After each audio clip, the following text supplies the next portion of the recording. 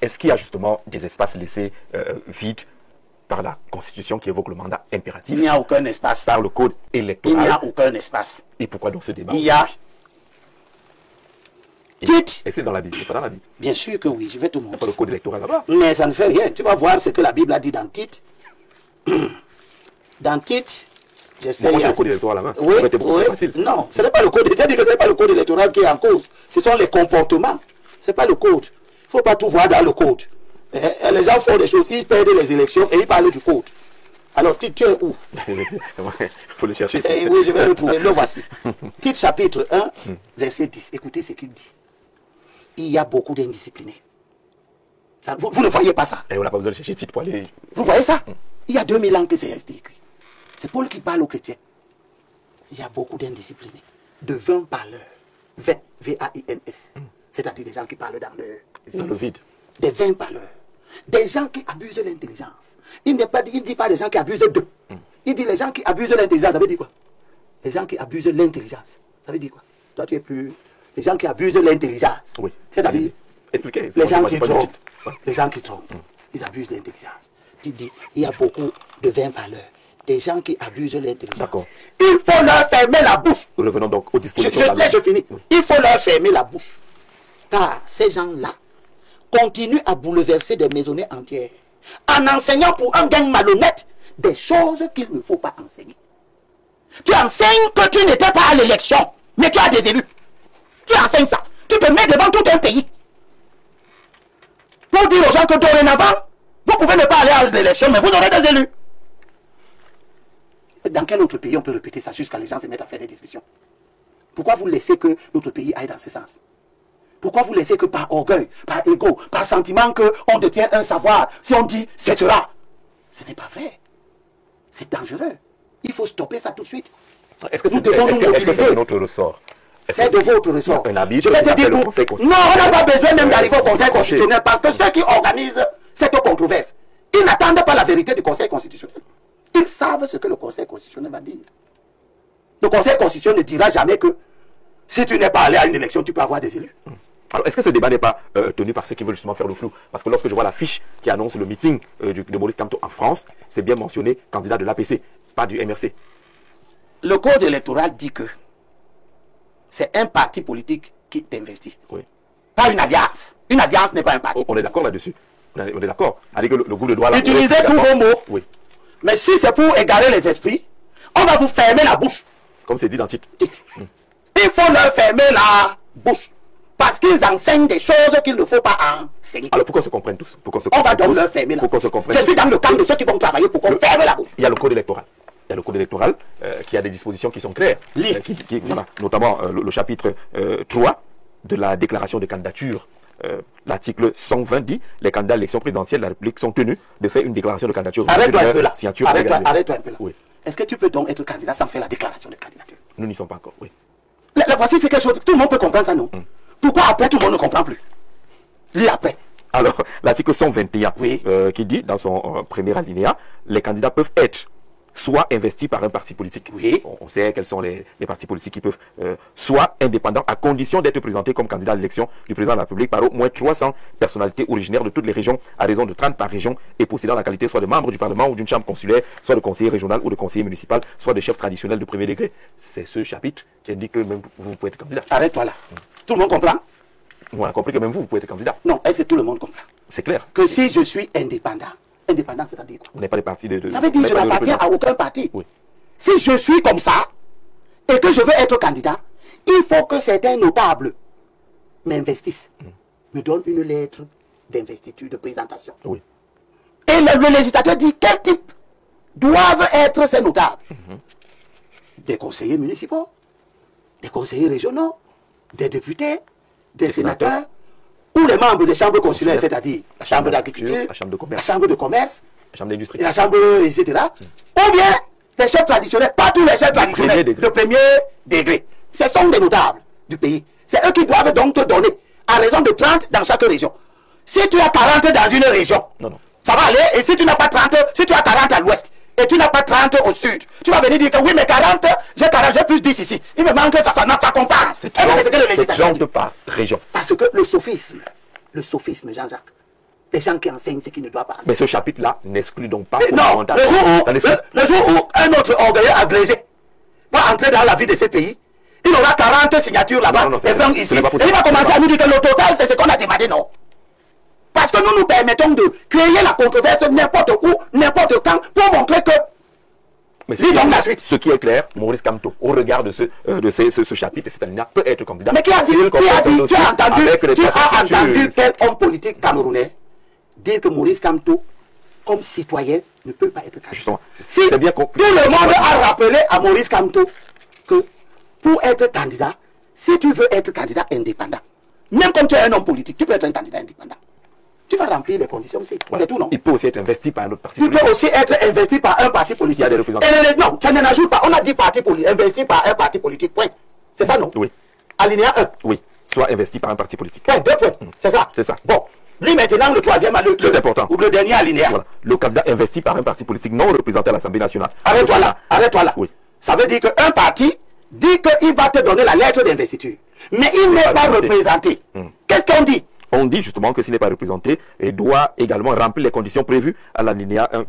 Enfin, ce qu'on a dit. C'est-à-dire que le parti, le MDP, le parti de Samuel Eboua, qui n'est pas représenté dans un conseil municipal, conseil régional, ou bien à l'Assemblée, ou bien au Sénat.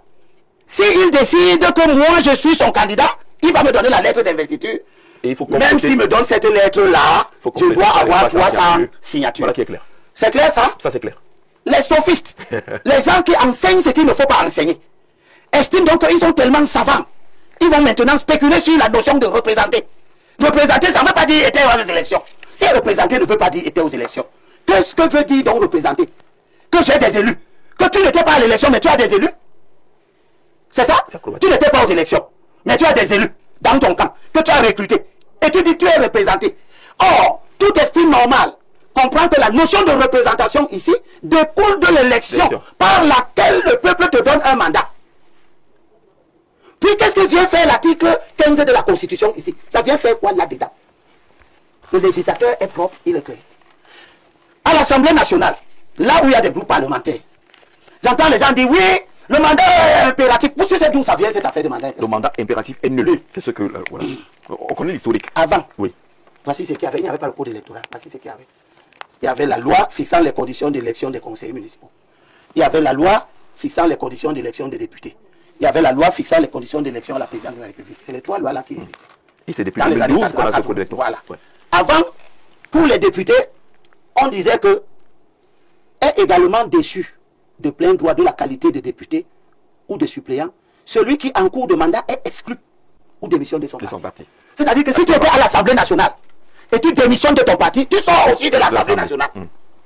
C'était valable pour tous les scrutins de liste où il n'y a pas de candidature indépendante. Qu'est-ce que cela voulait dire? Cela voulait dire que le député n'est pas libre. Il n'était pas libre de se conduire n'importe comment, en distorsion ou en contrevenant à la discipline, par exemple, de son parti.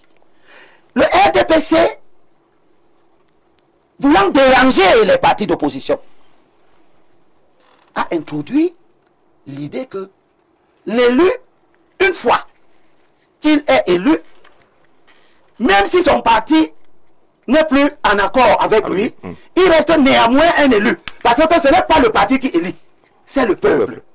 Si vous pouvez enlever à un individu sa qualité d'élu, vous parti, cela veut dire que votre autorité dépasse l'autorité du peuple. Or, le peuple est le souverain. On a donc introduit le concept dans la constitution de 92, de 96, de la limité du mandat. L'élu est libre des contraintes. Ça ne veut pas dire qu'il doit être un sauvage. Qu'il doit vendre son qu'il doit faire n'importe quoi dans la chambre au motif qu'on ne peut plus le radier de l'Assemblée nationale. Et cela ne veut pas dire qu'il ne représente pas son parti. Parce que si vous lisez l'article... alors, le candidat, le chef de l'État définit le déroulement du scrutin. Parce que nous avons l'article qui dit que le chef de l'État définit le nombre de députés qui représentent chaque circonscription électorale. Est-ce que je vais trouver ça? Ça va être compliqué, on n'a plus beaucoup de temps. Bon, alors, c'est pourquoi il est souvent bon que... Alors, donc, on nous dit dans le code électoral que le chef de l'État, par un décret, fixe le nombre de députés qui représentent chaque circonscription électorale. C'est écrit comme je suis en train de citer. Le chef de l'État fixe par décret le nombre de députés qui représentent chaque circonscription. La Constitution a dit que le député représente la nation. Le Code électoral dit que le député représente la circonscription. Est-ce que c'est incompatible? Non. C'est deux choses, deux moments. Le chef de l'État fixe le nombre de députés qui représentent une circonscription pour aller représenter la nation. Donc, quand vous êtes député, vous représentez une circonscription. Tout en représentant la nation. Mais, dans le fonctionnement de la Chambre, à l'intérieur, il y a des groupes parlementaires. Les groupes parlementaires sont constitués de qui? Des députés d'un même parti. Ce sont les groupes du parti. Pour que la politique définie par le parti soit prise en compte dans le fonctionnement de l'Assemblée nationale. Absolument. Vous ne pouvez donc pas dire que je suis député, mon parti a 15 députés, mais je ne siège pas dans le groupe parlementaire de mon parti. Parce que je ne représente pas mon parti. C'est faux. D'accord. Donc le député représente son parti à l'Assemblée pour représenter sa circonscription, pour représenter la nation. Tout ça, c'était ensemble. On va sortir de l'émission Elie Bilobe. Il ne doit pas mélanger. Nous savons tous comment le MRC se comporte et les sympathisants, mais cela ne doit pas être à l'origine de son écart. Par contre, le fait de n'avoir pas d'élus issus des élections doit l'écarter pour éviter la fragilisation du grand travail réalisé lorsque le Conseil constitutionnel le déboutera. C'est la même crainte avec ce que Atongandi est en train de faire avec le PCRN, on va dire. Qui aime les problèmes? Bonsoir. Tu aimes les problèmes? Personne. Bonsoir, Info TV. Elie Bilobe nourrit une haine viscérale envers les originaires d'une région. C'est pas précisé. Nous voyons dans l'administration publique les gens dont les noms... celui qui écrit ça, toi tu m'aimes. Lui, celui qui a écrit. Oui, je lui débat. Toi tu aimes les gens de ma région. C'est Zima, depuis Douala, je crois que l'année passée. Ça, c'est des gens qui pensent qu'ils n'ont pas d'argument à opposer et ils disent que parce que je n'ai pas d'argument à t'opposer, ce que tu dis c'est de la haine. Mais la Bible, je viens de vous dire qu'elle nous dit de haïr ce qui est mauvais. Elle nous dit de quitter les gens qui marchent dans le désordre. C'est ce qu'elle dit. Donc ne soyez pas surpris. Si vous êtes un désordonné dans le champ politique camerounais, moi je vais vous haïr. Jean-Jacques, je voudrais que tu dises à Elie Bilobe que la loi est en train de dire à l'élève d'aller à l'école, mais elle ne veut pas savoir quelle voie l'élève a emprunté pour y arriver. Voilà, c'est des intelligences. Voilà, c'est ça. Qu'il faut prendre. C'est ça. Donc quand le Conseil constitutionnel va vous dire que on vous a dit d'aller à l'école, que vous êtes à l'âge de l'école primaire, n'allez pas au lycée, et que si vous partez au lycée, vous êtes dans le désordre, on vous punit, vous allez apprendre à lire comme disent les gens maintenant. Alors, continuez dans la stérile. Pourquoi Elie Bilobe finalement qui? Pour que vous l'invitiez toujours, pour qu'il vienne nous montrer comment il est. Je ne vais pas dire qu'il a expliqué dans la Bible, je ne suis pas sûr qu'il ait une communauté, il ne faut pas qu'on extrapole aussi. On ne va pas vous aider à faire ce genre d'interprétation. Bonsoir, vous savez... la démocratie a des principes. Le problème du Cameroun n'est pas le professeur Maurice Kamto. Même après avoir boycotté les élections de 2020, nos élections étaient prévues en 2025. Pourquoi les hommes politiques, la société civile n'ont pas demandé au président de la République les raisons qui ont motivé la prorogation des mandats des députés et des conseillers municipaux? La prorogation est-elle devenue une règle au lieu d'être une exception? Les partis politiques nouvellement créés en 2024 n'ont-ils pas le droit de se présenter aux élections présidentielles? Tout ça, c'est du blabla qui ne nous avance à rien. Monsieur Edou, le président de Biya gouverne mal ce pays. C'est pour ça que nous nous battons pour l'arrivée. Et parmi les actes de mauvaise gouvernance, il y a l'instrumentalisation du calendrier électoral. Sauf que, puisque nous savons donc qu'il est comme ça, puisque nous savons qu'il peut instrumentaliser le calendrier électoral, il nous appartient de développer des comportements intelligents pour ne pas avoir à tomber dans ces pièges. D'accord. Bonsoir. Ce que M. Elie Bilobe veut dire n'est pas du tout à fait vrai dans toutes les entreprises du pays. J'en connais certaines entreprises qui ont embauché presque toutes les tribus de ce pays dont il faudrait qu'ils fassent encore des recherches. Mais il ne m'a pas entendu dire que je me réjouis de voir qu'il y a des entreprises qui sont des entreprises étrangères. Et je peux même dire que s'il y a des entreprises à capitaux nationaux qui s'affranchissent déjà. Comme Info TV. Comme Info TV. Absolument. Tant mieux. C'est vers ça que nous voulons que vous tous vous alliez. Mais n'essayez pas de me raconter n'importe quoi, parce que je peux vous citer les noms des entreprises tout de suite, mais je ne le ferai pas. D'accord, je ne sais pas pourquoi. Parce que vous avez l'art de refuser des évidences. Oh, les gens en souffrent. Les gens souffrent du tribalisme en milieu professionnel. Vous venez tenir des propos comme ça parce que vous voulez montrer quoi? Il y a des plein d'entreprises ici où on vous disait que venez, machin, et puis on dit en langue maternelle que venez plutôt le matin. Quand vous arrivez le soir, vous trouvez qu'on a déjà fini le recrutement. On a recruté les frères du village. Bonsoir, belle émission pédagogique. Juste savoir si M. Elie Bilobe sera candidat aux prochaines élections législatives. Bien sûr. Les législatives. Bien sûr. Si Dieu me donne la foi, je suis un malade. Si oui, quelle circonscription? Je ne crois pas que la question se pose. Et concernant le problème d'Icolo, où en est-on? On n'aura pas le temps. On continue à se battre et je voudrais remercier des députés RDPC qui me consultent et qui veulent s'occuper également de l'affaire du Colo, qui sont des députés du centre, des députés du sud. Au moment où les députés du littoral n'en parlent pas, c'est un message très important. Oui, c'est noté. Pour que les enfants qui vont voter, les gens qui vont voter, que ce soit maintenant pour l'élection présidentielle, ou 2026, que ce soit en 2026, ne nous amusons pas avec les élections. Élisons des gens qui peuvent régler les problèmes. Parce que nous élisons des gens qui nous ont donné 500 000 à la chorale. Ou bien qui sont venus dans notre réunion, ils nous ont donné 150 000. D'accord. Après, quand vous avez des problèmes, ils ne sont pas là. Ils ne savent même pas comment faire pour résoudre ces problèmes. L'énormité des problèmes les dérange parce qu'il y a tellement de problèmes. La société camerounaise n'arrive plus à fonctionner sans intervention. Vous devez intervenir pour mettre un enfant à l'école, pour avoir un crédit. On doit intervenir pour vous. Pour payer la facture, on doit intervenir pour vous. Pour faire recruter quelqu'un, on doit intervenir pour vous. Ceux qui n'ont donc pas les gens qui vont intervenir pour eux. Ils vont faire comment? Voilà, bonsoir, très bonne émission. Je me demande toujours pourquoi M. Elie Bilobé ne cherche pas à devenir député. Il a répondu. Mais j'étais candidat aux élections législatives de 2020. Je ne suis pas comme ceux qui ne vont pas aux élections. Oui, j'ai été battu. Il défend mieux la société que certains. Si nous avions une coalition à Davouri Centre, on aurait gagné. Parce que le RDPC avait eu 10 000 voix sur 90 000. Parce qu'il y avait plus de 50 000 voix d'abstention. Et une fois de plus, je profite de votre émission pour dire aux électeurs camerounais que le problème, ce n'est plus inscrivez-vous. Au stade où nous sommes rendus, nous approchons les 8 millions d'inscrits. Le problème, c'est aller retirer vos cartes d'électeurs. Parce que le code électoral dit que, à son entrée dans le bureau de vote, l'électeur doit présenter sa carte d'électeur. La carte d'électeur n'est donc pas facultative. Il doit en outre se faire identifier par la présentation de sa carte nationale d'identité. Les deux en même temps. Mais on trouve encore des opposants dans les réunions de l'État qui enseignent que la carte d'électeur, ce qui est important, c'est que le nom soit dans la liste électorale. Le législateur dit que dans l'article 103, si je ne me trompe pas, dans l'article 103, le législateur dit qu'à son entrée dans le bureau de vote, à son entrée dans le bureau de vote, l'électeur doit présenter sa carte électorale. Doit, impératif catégorique. Il doit en outre, encore un autre impératif catégorique, prouver son identité par la présentation de la carte nationale d'identité. On évoque ça dans une réunion avec Eric dernièrement. Voilà. Les impénitents du mal se lèvent. Vous dites oui, mais lis l'article suivant, lis l'article suivant, lis l'article suivant. On doit lire l'article suivant pour faire quoi? Pour t'encourager à dire aux gens de ne pas aller prendre leur carte d'électeur. Tu as quel intérêt à demander aux gens de ne pas aller prendre leur carte d'électeur? D'accord, Elie Bilobé, on sort de l'émission, on a mis un peu plus de temps dans le temps additionnel, curieusement. Bonsoir Jean-Jacques Zé, je regarde avec satisfaction et grande admiration le combat que M. Elie Bilobé mène pour un président anglophone dans notre pays. Aidez-moi. Pourriez-vous me mettre en contact avec lui? Je soutiens ce grand vœu pour l'équilibre social de notre pays. Bonne émission. Merci beaucoup. Abeteyene de Yaoundé qui envoie ce message. Venez, soyons nombreux. Soutenons les candidats anglophones. Organisons-nous, parlons aux candidats francophones pour leur dire acceptez de reculer, acceptez de venir. Il y a de la place pour tout le monde. Il n'y a pas que le poste de président. Il y a le poste de président de l'Assemblée nationale. Il y a le poste de président du Sénat. Il y a les postes de vice-président. Il y a les postes de membres du gouvernement. Tout ça, Cabral Libi peut être utile.